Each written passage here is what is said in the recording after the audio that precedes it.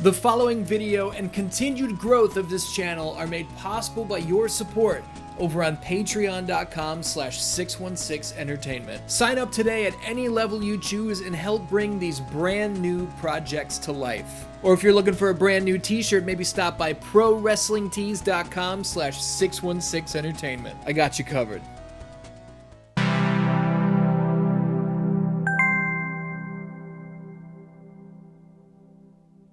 You know what's awesome? The Nintendo Entertainment System. It was awesome back in 1985 when it hit North American store shelves, and it's still awesome today. Ask Nintendo, they'll tell you. Between the release of the NES Classic in 2016 and the inclusion of some of the console's greatest hits on their current online subscription service for the Switch, they know all too well how iconic the NES is. You know what else is awesome? Batman. He was awesome in 1939 when he made his comic book debut, and he's still awesome today. Alright, this bit isn't good enough to do a full repeat, so I'm gonna cut it. Look, was I alive in 1985 when the Nintendo Entertainment System burst onto the scene? No, I wasn't. I wouldn't come around for another 5 whole years. And look at me. Do I look like I was there in 1939 for Batman's first adventure? Don't answer that. Today we're going to look back at two of the coolest things of all time, the Nintendo Entertainment System and the Dark Knight. And this isn't a one and done, no sir. We'll start off with Batman, the video game from Sunsoft, and we'll close out with the sequel, Batman, Return of the Joker. Sit back, relax, and maybe grab a bat drink or a bat snack, because we're about to have a good time.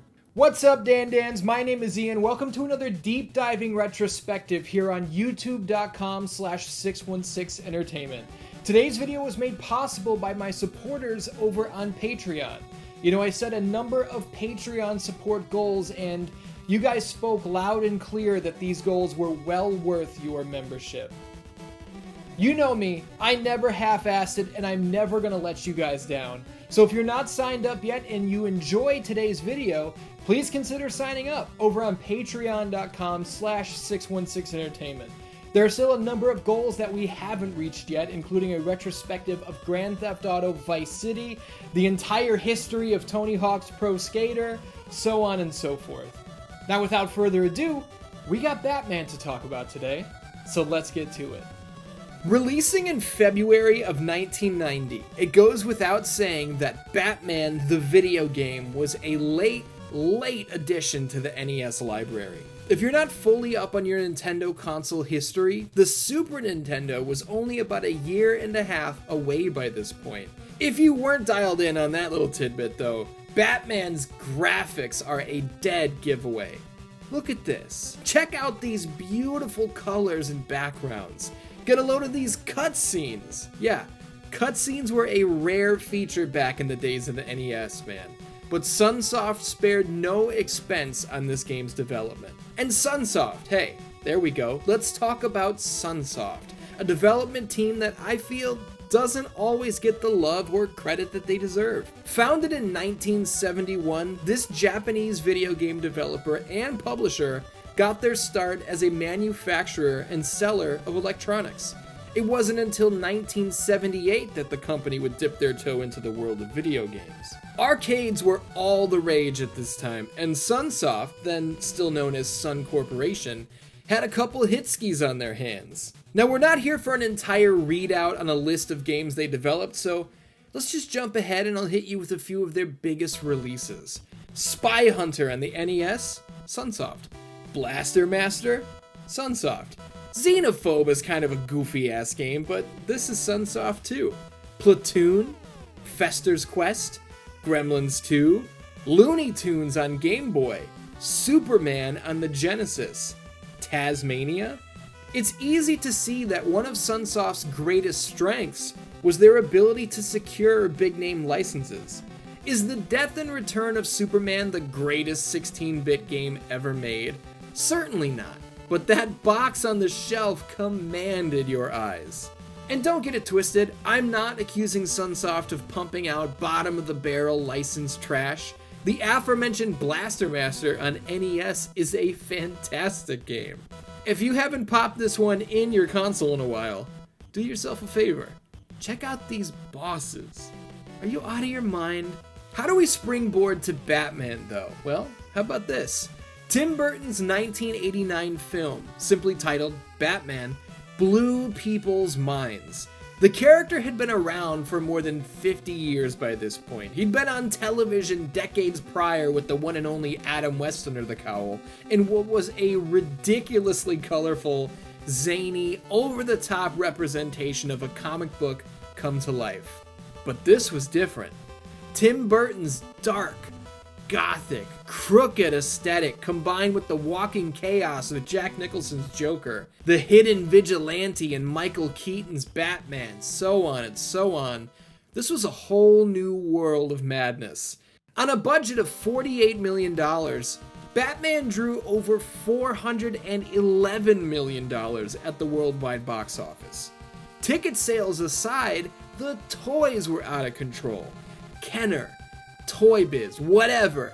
You had to have these bad boys in your collection. Side note, check out my buddy Captain McKay's retrospective on Batman action figures. Link in description. You were either eating Batman cereal or you weren't the real deal. There were several different versions of the Batmobile on the market.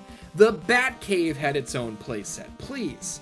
Bat Fever was at an all-time high. Sunsoft's securing of the Batman video game rights could not have come at a better time. And honestly, I don't think said rights could possibly have gone to a better team. If you're wondering what I mean by that, let's take a look at several huge licenses that, when translated into video game form, were garbage. Look no further than Batman's buddy, Superman. I covered this pile of kryptonite on an episode of Superman for Everyone. Give that a watch right after this. Ghostbusters on NES isn't any better. Never cross the streams? How about never play this game? The fuck was that? Even the X-Men were trash on NES. Do you see what I mean? Just because the subject is awesome doesn't mean the video game would turn out that way. Had LJN or Chemco or anyone else gotten the rights to Batman, we might be about to grab our shovels, but no sir, not on Sunsoft's watch.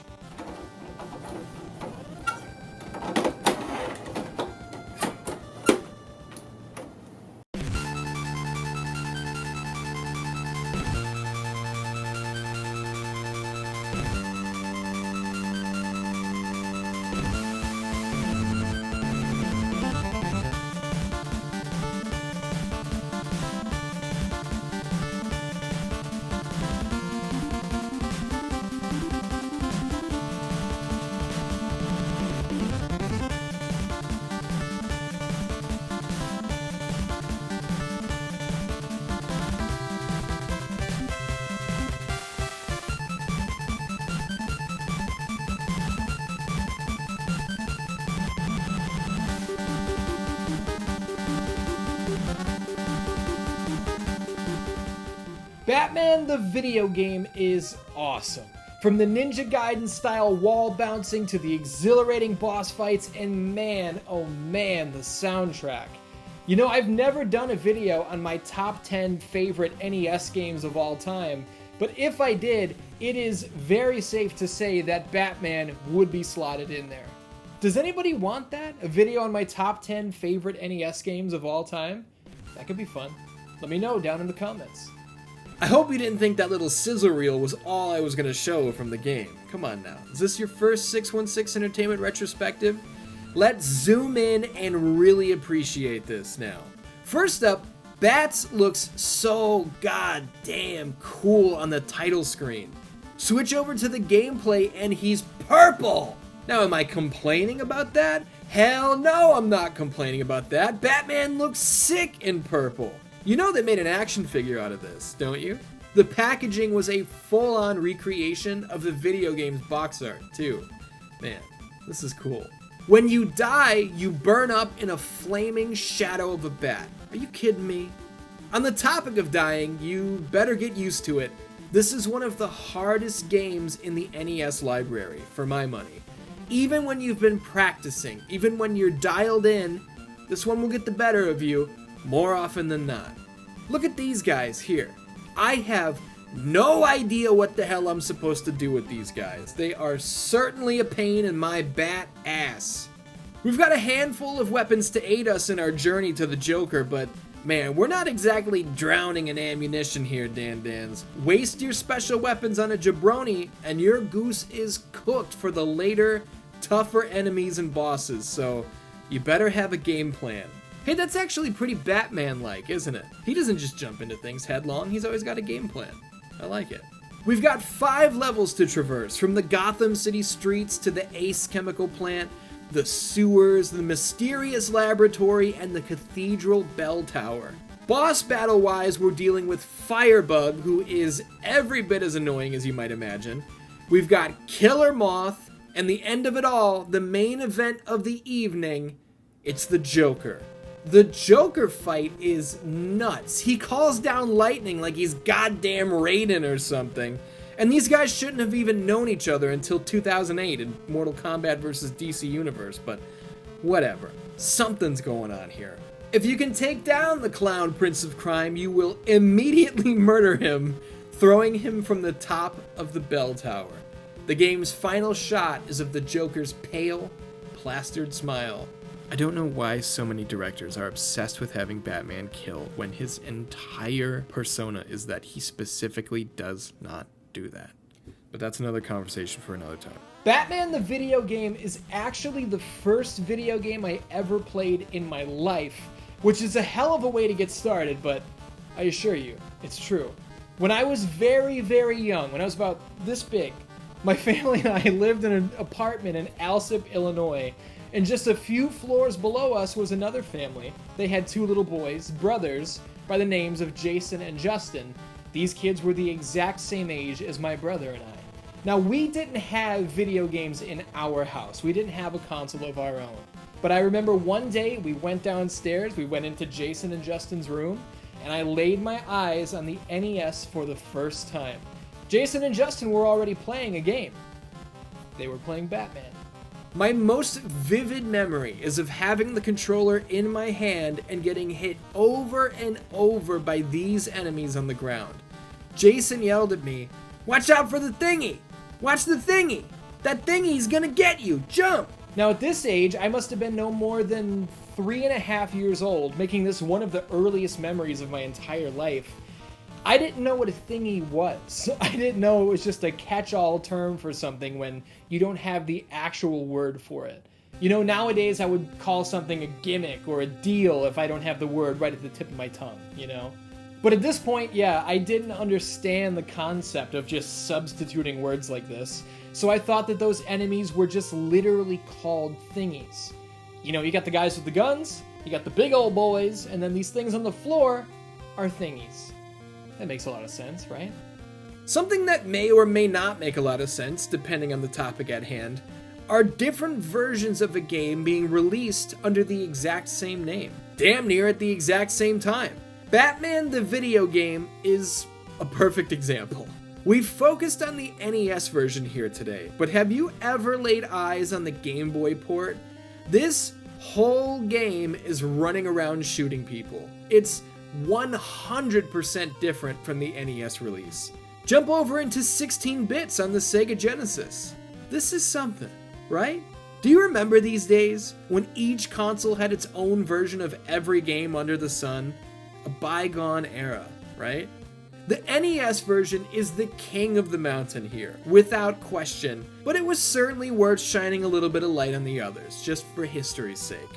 But what the hell, while we're talking about changes between the versions, the final NES release differs wildly from the in-development plans. How can we possibly know that? Well, a beta version of the game is out there on the internet. For starters, images posted in Nintendo Power showed cutscenes that were not present in the final game, leading many to believe that this leaked beta is the version that Nintendo Power's editors got their hands on.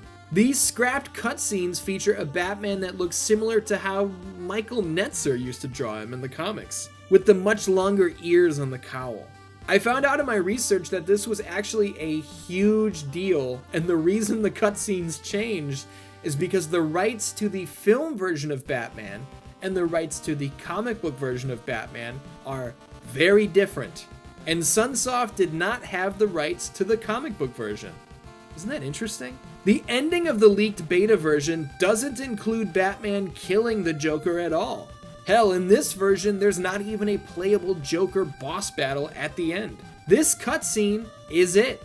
This is the whole thing.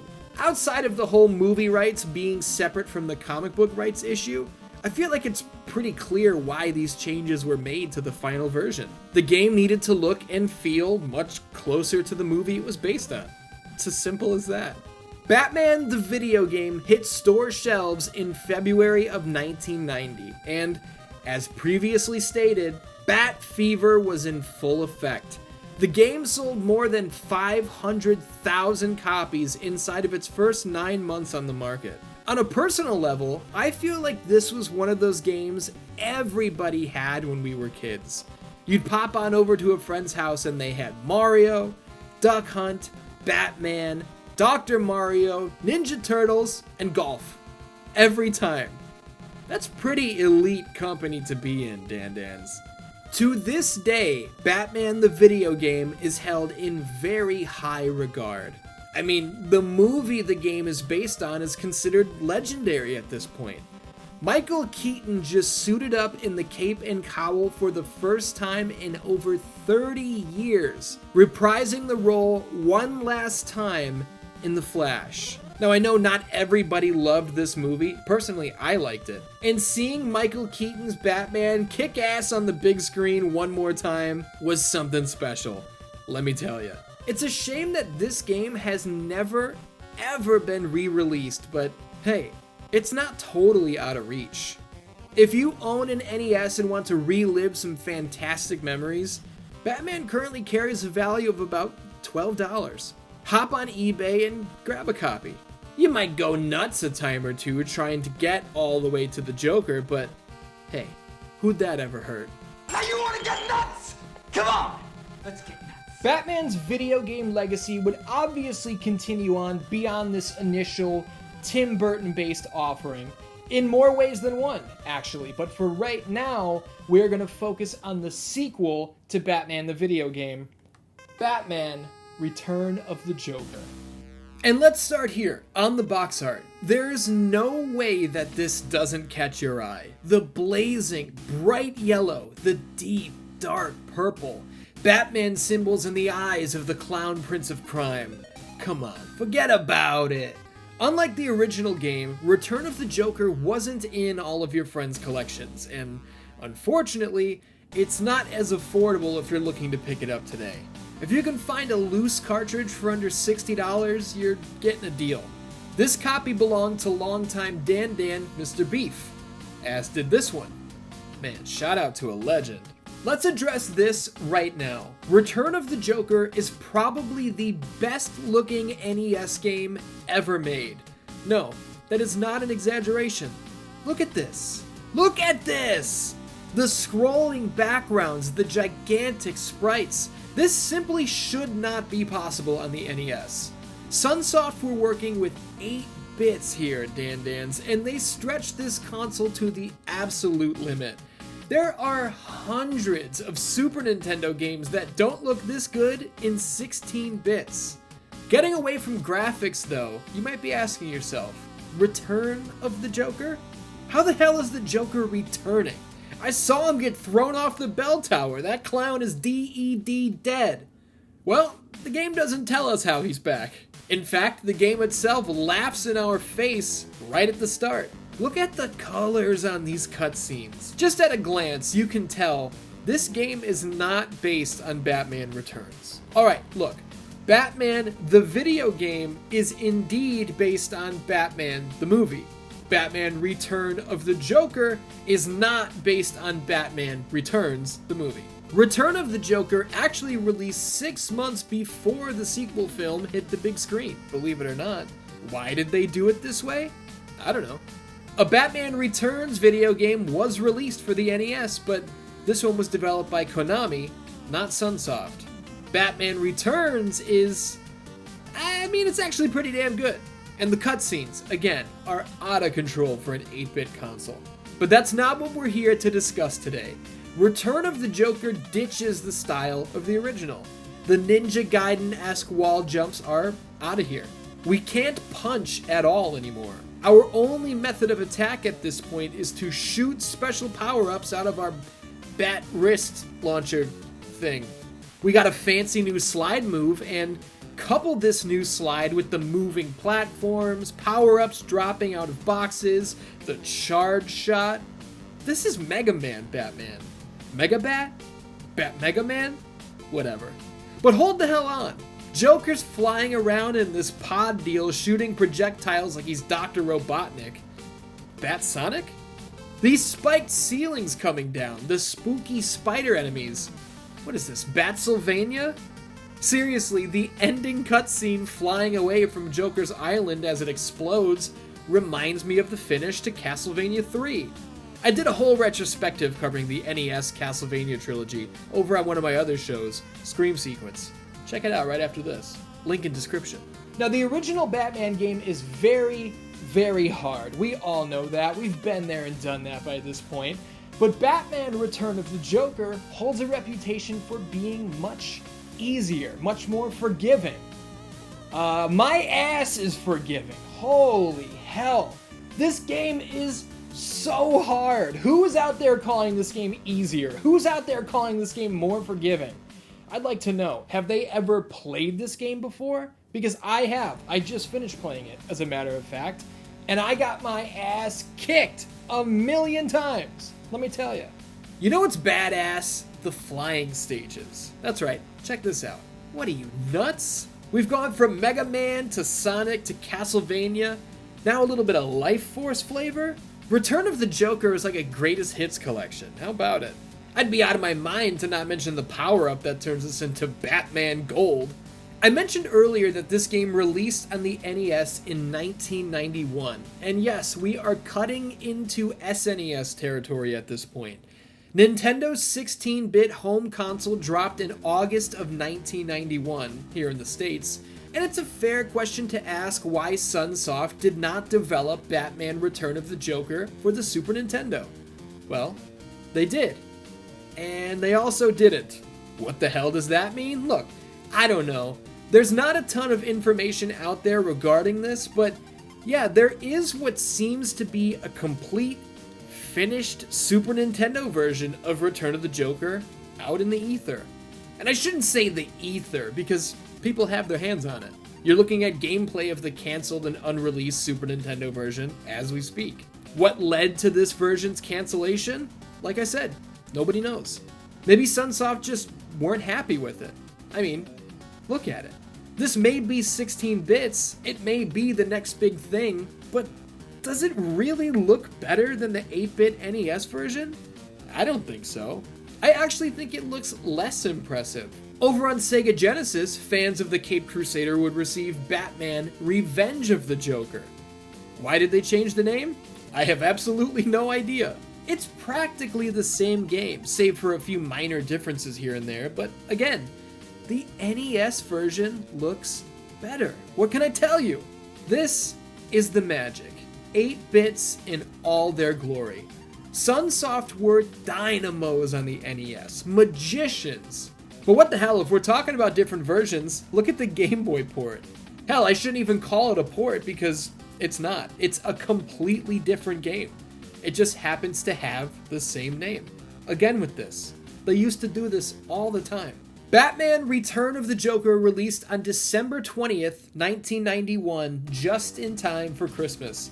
Bat fever was still burning up, and there wasn't a damn thing anybody could do about it. This follow-up to Sunsoft's legendary original isn't as widely celebrated as it should be, in my opinion. Are we talking about a 10 out of 10 masterpiece here? No, absolutely not. I think the difficulty is straight up not fun at certain points. Rarely in the original did I feel like I was actually being screwed over. I always knew what I was doing wrong. Except for these guys, they're cheap. But here in Return, there's trash flying at you all the time, from every direction. the floor is slippery, the moving platforms are fast, and there are enemies rushing us while we're trying to get our footing. Yeah, the sequel feels unfair at times. Graphically, it's a masterpiece, 100%. The soundtracks to both games have been playing underneath this video, and yeah, they are both tremendous. Return of the Joker reviewed well, very well, which is something that some of its younger brothers on the next generation of consoles wouldn't be able to brag about, but hey, we'll cross that bridge when we get there. Looking back on both of these titles, more than 30 years after their release, I'm filled with nostalgia. More so for the original, obviously, being that it was the first video game I ever played in my life. But I've got a soft spot for the sequel as well, having first messed with this one back when I worked at a local used electronics store. Whenever someone would come in selling their consoles and games, we'd have to test them out to make sure they were in full working order. I loved that job for a long time. It was one of those places where, even when you were annoyed about something, you were still surrounded by things you loved. I had great co-workers, I made a ton of friends there. I worked that job for about 9 years, and I enjoyed it. Until I didn't. There comes a time when you look around and go, what the hell am I still doing here?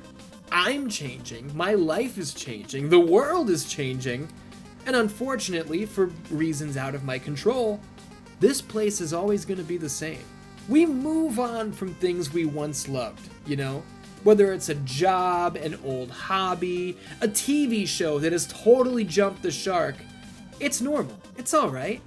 But moving on doesn't always have to be a negative thing. I may have moved on from the NES the second my brother and I got a Sega Genesis for Christmas, but that doesn't mean I don't still love the NES. I may see more of myself in Superman these days than I do Batman, but that doesn't mean The Dark Knight isn't absolutely top of the line. You know what was awesome back in the 90s? Both of these games, the very day they hit store shelves. And you know what's still awesome today? Both of these games, maybe even more so than before. This has been a hell of a ride, but I think it's time to draw the curtain on today's video, because my bat fever is burning up. Oh, there it is, a double-header retrospective on both Batman the video game and Batman Return of the Joker. Dans, this was just the first Patreon support project retrospective to be produced, and as you know, there are many, many more to come. Up next is a retrospective on the 1993 Super Nintendo game Alien vs. Predator, and yes, obviously I will use this video as an excuse to talk about the movies as well. Come on, who do you think you're talking to? We've still got retrospectives on Grand Theft Auto Vice City, the PlayStation 2 Spider-Man trilogy, the history of Tony Hawk's Pro Skater, and more on the Patreon support project docket. These videos will not be made unless we hit these goals, so hopefully today's Batman doubleheader was enough to get you to say, hey, you know what? I want in on this. Until next time, I love ya, and I will see you